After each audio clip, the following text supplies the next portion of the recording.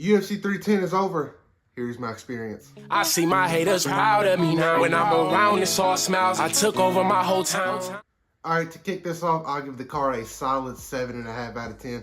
Not the most exciting card, but not the worst card of all time. Some of the prelims I want to talk about is Joshua Van versus Cody Durden. Joshua Van looked fantastic the entire 15 minutes, and now he has a number by his name. Who do you guys want to see him fight next? Do you think he eventually gets that fight back with Charles Johnson?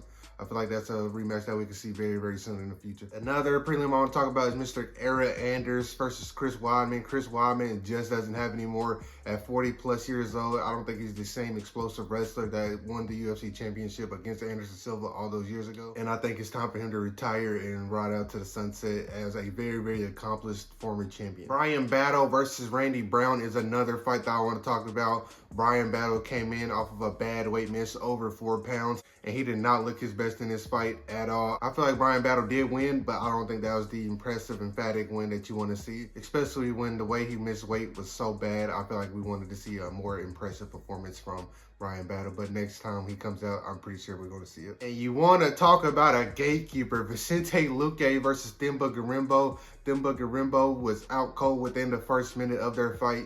Vicente Luque said he still has some dog left, and Vicente Luque snaps his losing streak. The prelim main event was between two former title challengers, Anthony Smith and Dominic Reyes.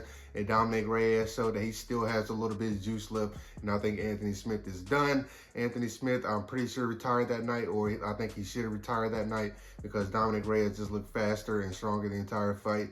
At one point in the fight, he said that Anthony Smith just put his hands down and said, "Punch me, I want to feel something." That is a very, very dangerous place to be at mentally. Hopefully Anthony Smith is okay. Hopefully he gets the help that he needs. But besides that, Dominic Reyes pretty much dominated. And I missed a very, very important prelim when I was going back to look at this. We have Mr. Movsar Evloev versus Aljamain Sterling. I feel like Aljo won that fight. A lot of people disagree with me. That's okay. That is okay. There were some really, really fun wrestling scrambles in that fight. Aljamain Sterling has nothing to hold his head down about after that performance against the top 5 featherweight in the world. That just shows you how advanced Aljamain Sterling is in this weight class in the move up. And I feel like Aljo still has a chance to be a 2-division champion. Kicking off the main card, we had the Korean Superboy versus Nate Landwehr. Doo Ho Choi pretty much outclassed Nate Landwehr everywhere the fight went. He looked a lot more technical than I think a lot of people expected this fight to go. I mean, he just stayed outside and picked him apart, and then when it came to finish, he was able to finish Nate Landwehr. Fantastic performance from Doo Ho Choi. Hopefully we can see him more in 2025. Following that fight, we had the BJJ fight of the card. We had Bryce Mitchell versus Kron Gracie. Pretty much what you expected for the most part of the fight.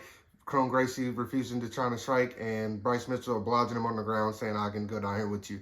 Bryce Mitchell did end up getting the finish off of a slam and elbows, which was really, really exciting to see. But Kron Gracie should be cut also, in my opinion. His fighting style does not do well for the UFC, in my opinion. I mean, BJJ strictly and purely is kind of over, and I think it's been over since like the early 90s. The next fight of the card, we had Cyril Gane versus Alexander Volkov, the heavyweight eliminator after Tom Aspinall, and Alexander Volkov got robbed. Alexander Volkov got robbed. I don't know how he won that fight, honestly. I mean, third round was pretty clear. I'm glad none of the judges gave that to Cyril Gane because it would have been a whole lot worse, in my opinion. But I don't know how you gave him round 1. I don't know how you give Gane round 1. I know Gane got a takedown. Volkov got a takedown too, and I feel like Volkov was leaning to better shots.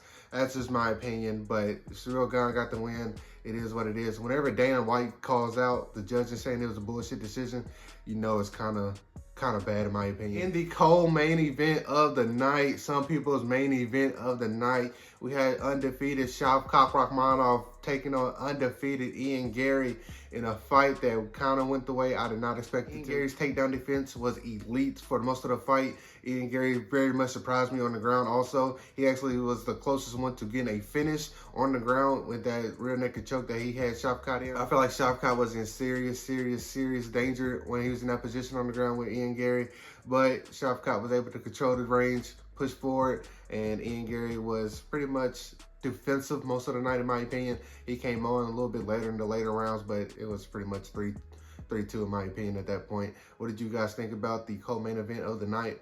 In the main event of the night, we had the defending champion Alexander Pantoja defending his belt for the 4th time against the Japanese superstar that is Ka Asakura.